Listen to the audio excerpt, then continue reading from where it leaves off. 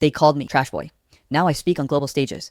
That line always gets people's attention when I start my talks. But tonight, as I stood backstage at the Global Youth Empowerment Summit, hearing 20,000 people chant my name, Ethan, Ethan, Ethan, it didn't feel like a line. It felt like deja vu. The scent of floor polish hit me first. That sterile, lemony smell they use to clean gym floors and school hallways. It sent me straight back to where it all began, to a janitor's closet I used to hide in when the world felt too cruel to face. Someone tapped my shoulder. "You're up in 2 minutes, Mr. Cole," said the stage manager, smiling like she was looking at a superhero. And I smiled back, but inside, all I could think was, if only she knew where I came from.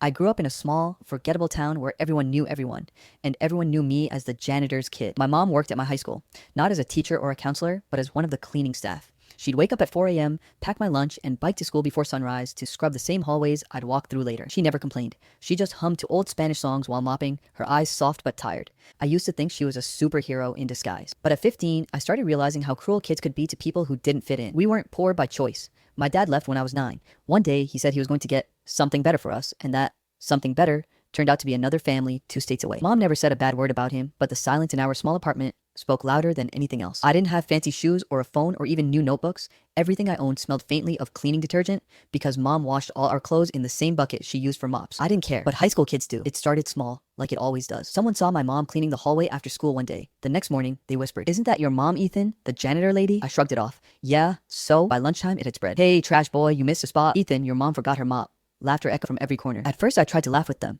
Pretend it didn't hurt. Pretend it was just teasing. But it wasn't. It was daily humiliation disguised as humor. The worst part, teachers ignored it. And the ones who noticed, they just said, "Ignore them, Ethan. They'll stop if you stop reacting." Spoiler alert, they didn't stop. Every school has a Ryan, the golden boy, captain of the soccer team. Perfect hair, perfect smile, perfect grades, perfect family that never seemed to struggle with anything. And for some reason, Ryan decided I was his favorite target. He had this habit of recording his pranks, then posting them online with dumb titles like Trash Boy's Daily Pickup. He once dumped a tray of leftover cafeteria food on me while I was sitting alone at lunch, then captioned the video, "Helping Trash Boy find dinner."